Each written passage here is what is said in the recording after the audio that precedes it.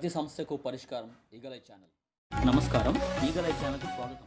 స్థానిక జిల్లా తెలుగుదేశం పార్టీ కార్యాలయంలో 38వ వార్డు అధ్యక్షులు గోడి నరసింహాచారి అధ్యక్షతన దక్షిణ నియోజకవర్గ టీడీపీ ఇన్ఛార్జ్ సీతంరాజు సుధాకర్ పిలుపు మేరకు 29వ వార్డు కార్పొరేటర్ గురుగుటి నారాయణరావు, 22వ వార్డు కార్పొరేటర్ గొలగాని వీరారావు, 35వ వార్డు కార్పొరేటర్ విల్లూరి భాస్కర్ రావు, 38వ వార్డు కార్పొరేటర్ గోడి విజయ నరసింహాచారి, దక్షిణ నియోజకవర్గ పరిధిలో ఉన్న వార్డుల టీడీపీ క్లస్టర్ ఇన్ఛార్జీలు, బూత్ ప్రెసిడెంట్లు, వార్డు ప్రెసిడెంట్లు, మహిళా ప్రెసిడెంట్లు, రాష్ట్ర బాడీ మరియు జిల్లా బాడీ టీడీపీ పార్టీలో కలిసిన వైసీపీ నాయకులు, కార్యకర్తలు తదితరులు ఆత్మీయ కలక కార్యక్రమంలో పాలు పంచుకున్నారు.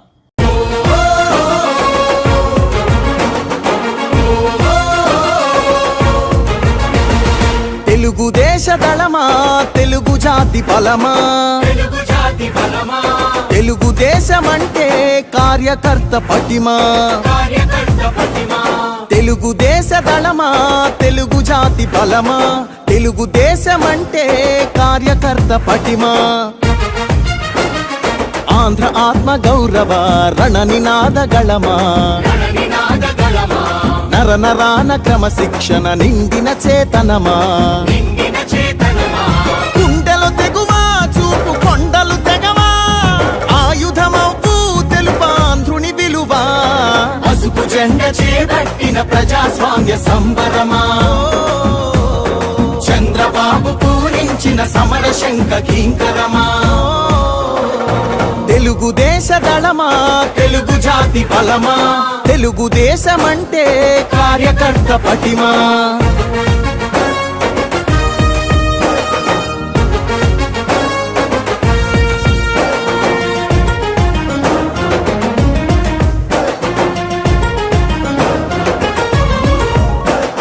నవచరితను రాసేటి నల్లసిరా మీరే, తెలుగు నేల ప్రభ వెలుగుల కాంతి కణం మీరే, యవనిక శ్రమ సంచికలో సంచలనం మీరే, ఆంధ్రుల పౌరుష గీతం తొలి చరణం మీరే, నందమూరి ఆవేశంలో సందేశధ్వనులు మీరే, చంద్రబాబు హృదయంలోనా ఎగసే ప్రతిస్పందన మీరే, పసుపు జెండ చేపట్టిన ప్రజాస్వామ్య సంబరమా. తొలుత స్వర్గీయ నందమూరి తారక రామారావు విగ్రహానికి పూలమాల వేసి నివాళులర్పించారు.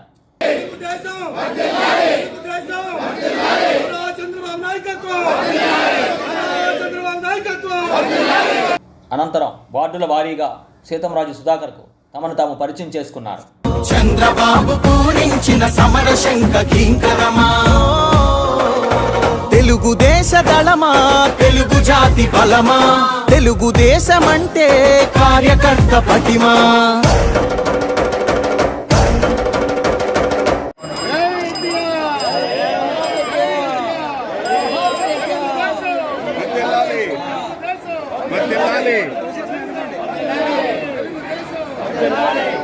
ఈ సందర్భంగా 38వ వార్డు అధ్యక్షులు గోడి నరసింహాచారి మీడియాతో మాట్లాడుతూ, ఈరోజు సీతంరాజు సుధాకర్ గారు ఆత్మీయ సమావేశం దక్షిణ నియోజకవర్గం నుంచి అన్ని వార్డులు, బూత్ ప్రెసిడెంట్లు, అదేవిధంగా జిల్లా బాడీ, రాష్ట్ర బాడీ, దక్షిణ నియోజకవర్గంలో ఎవరెవరైతే తెలుగుదేశం పార్టీ సంబంధించిన వారు ఉన్నారో వాళ్ళతో వీరి యొక్క క్యాడర్, అంటే వైసీపీ నుంచి వచ్చినటువంటి క్యాడర్, 2 కార్పొరేటర్స్ విల్లూరి భాస్కర్ రావు మరియు ఉరుకుటి నారాయణ, అదేవిధంగా జిల్లా నాయకులు, రాష్ట్ర నాయకులు, వైసీపీ నుంచి వచ్చిన వారందరితో కూడా ఆత్మీయ కలయిక సమావేశం ఏర్పాటు చేసి వారిని తెలుగుదేశం పార్టీ కుటుంబ సభ్యులుగా చేర్చారు.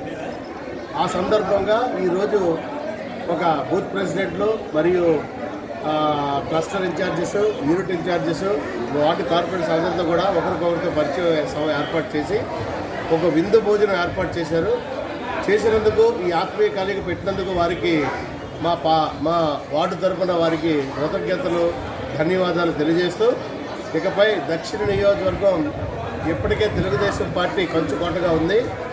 ఈయన వచ్చిన సందర్భంలో ఇంకా బలం పెరుగుతుంది. ఆ సందర్భంగా ప్రతి వార్డు కూడా అత్యధిక మెజార్టీతో కూటమి అభ్యర్థి అయినటువంటి వంశీకృష్ణ యాదవ్ గెలవబోతున్నారు. ఇది తథ్యం. ఎందుకంటే ఇప్పటికే ప్రజల్లో పూర్తిగా వ్యతిరేకత వైసీపీ మీద ఉంది. అదేవిధంగా కూటమి మేనిఫెస్టో చూసాం, సూపర్గా ఉంది. ఇది వైసీపీ ఏదైతే మేనిఫెస్టో ఉందో అట్టర్ ఫ్లాప్ అయిపోయింది. అది ఆయనే ఒప్పుకుంటున్నాడు, నేను ఫలానాది చేయలేకపోయాను అవి కారణాల వల్ల అని అంటున్నాడే తప్ప ఫలానా చేశాను అంటున్నాడు. ఏంటి చేశాడు? 100 రూపాయలు ఇచ్చాడు, 1000 రూపాయలు లాగుతున్నాడు. 10,000 ఇచ్చాడు, 1,00,000 రూపాయలు లాగుతున్నాడు. ఇది ప్రజల నుంచి వస్తున్నటువంటి ఒక వ్యతిరేకత. చెత్త పన్ను మీద కూడా పన్నేసినటువంటి చెత్త ముఖ్యమంత్రిని ఎంత వేగం వదిలించుకుందామని ప్రజలందరూ ఎదురు చూస్తున్నారు. కాబట్టే వైసీపీ నుంచి ఎమ్మెల్సీలు, ఒక ఎమ్మెల్యే స్థాయి నాయకులు కూడా రాజీనామా చేసి స్వచ్ఛందంగా తెలుగుదేశం పార్టీలో వస్తూ ఏమాత్రం వాళ్ళు వ్యక్తిగత లబ్ధి పొందకుండా కేవలం ఆంధ్రప్రదేశ్ రాష్ట్రాన్ని బాగు చేసుకోవాలి అనేటువంటి దృఢ సంకల్పంతో వచ్చారు. రేపు పొద్దున రాబోయే రోజుల్లో 125 నుంచి 130 సీట్లు కూటమి గెలవబోతుంది. 20 నుంచి 25 పార్లమెంట్లు కూడా గెలవబోతుంది. మనం రాబోయే రోజుల్లో పోలవరం రాజధాని, అదేవిధంగా ప్రతి కుటుంబానికి కూడా నెలకు 9,000 రూపాయల లబ్ధి చేకూరుతుంది. ఎలాగంటే 4,000 రూపాయల పెన్షన్, 1,500 రూపాయలు ఒక ఆడపిల్లకి, 19 ఏళ్ళు దాటిన ఆడపిల్లకి. నిరుద్యోగులు ఎవరైతే ఆ ఇంట్లో ఉంటే వాళ్ళకి 3,000, 4,000 ప్లస్ 1,500, 5,500, 5,000 ప్లస్ 3,000, 8,500. సిలిండర్ రూపంలో చూసుకుంటే ఒక 500 రూపాయలు అందులో కలుపుకుంటే 9,000 రూపాయలు ఒక కుటుంబానికి లబ్ధి చేకూరే విధంగా మేనిఫెస్టో ఉందని అందరూ కూడా చాలా సంతోషంగా ఉన్నారు. ఎప్పుడెప్పుడు 13వ తారీఖు వస్తుందా, ఎప్పుడెప్పుడు ఓట్ల రూపంలో కూటమిని, తెలుగుదేశం పార్టీని, నారా చంద్రబాబు నాయుడు ముఖ్యమంత్రి చేద్దామని ఆంధ్రప్రదేశ్ ప్రజలందరూ కూడా ఎదురు చూస్తున్నారని సందర్భంగా తెలియజేస్తున్నారు. ఈ మధ్య ఓ ఛానల్ చేసిన సర్వేలో వైసీపీకి 120 నుండి 130 సీట్లు వస్తాయని, టీడీపీకి కేవలం 50 సీట్లు మాత్రమే వస్తాయని వెల్లడించింది. దీనికి మీరేమంటారు? అది ఏ సర్వే అండి? అది వైసీపీ సర్వే. అది కేవలం నిన్న కాక మనం చూసాం. మొత్తం ఒక ఇండియన్ అనేది ఒక సర్వే ఉంది, అందులో క్లియర్ కట్గా ఉంది. అది మొత్తం త్రూఅవుట్ వరల్డ్లో అన్నీ కూడా బీబీసీ సర్వేలో కూడా కూటమిదే విజయం అని పూర్తిగా వచ్చింది. ఇతను ఫేక్ ముఖ్యమంత్రి కాబట్టి ఫేక్ సర్వేలు అన్నీ కూడా ఇలా ఇంట్రడ్యూస్ చేస్తున్నాడు. ఇవన్నీ కూడా పచ్చి అబద్ధం. నిన్న కాక మొన్న ఒక డాక్యుమెంట్ ఒకటి జీవో కింద తయారు చేయడానికి ప్రయత్నం చేశాడు. అది మన ఇల్లులు కానీ పొలాలు కానీ అన్నీ కూడా ప్రభుత్వం దగ్గర ఉంచుకొని జెరాక్స్లు మనకి ఇవ్వడానికి ఒక జీవో తయారు చేస్తే అది లాయర్లు కూడా పూర్తిగా వ్యతిరేకించి ధర్నా చేస్తున్నారు. ఇదే కాదు, ప్రతి విషయంలో కూడా పూర్తిగా వ్యతిరేకత ఉంది. చేత అతను ఇచ్చినటువంటి ఫేక్ సర్వేలన్నీ కూడా తుఫానులో కొట్టుకుపోయేటట్టుగా కొట్టుకుపోతాయని మీ సందర్భంగా తెలియజేస్తారు. గతంలో సీతంరాజు సుధాకర్ గారు ఎమ్మెల్సీగా పోటీ చేసి ఓడిపోయారు. వైసీపీకి రాజీనామా చేసి టీడీపీ పార్టీలోకి వచ్చారు. అయితే ఆయన వల్ల టీడీపీ పార్టీకి ఎంతవరకు లబ్ధి చేకూరుతుంది? సీతంరాజు సుధాకర్ గారు వచ్చిందే తెలుగుదేశం పార్టీని గెలిపించడం కోసం. ఆయన నిస్వార్థంగా క్యాడర్ని అంతా సమాయత్తం చేస్తుందే తెలుగుదేశం పార్టీ బలోపేతం కోసం. ఆయన వచ్చిందే చంద్రబాబు నాయుడు ముఖ్యమంత్రి చేయడం కోసం.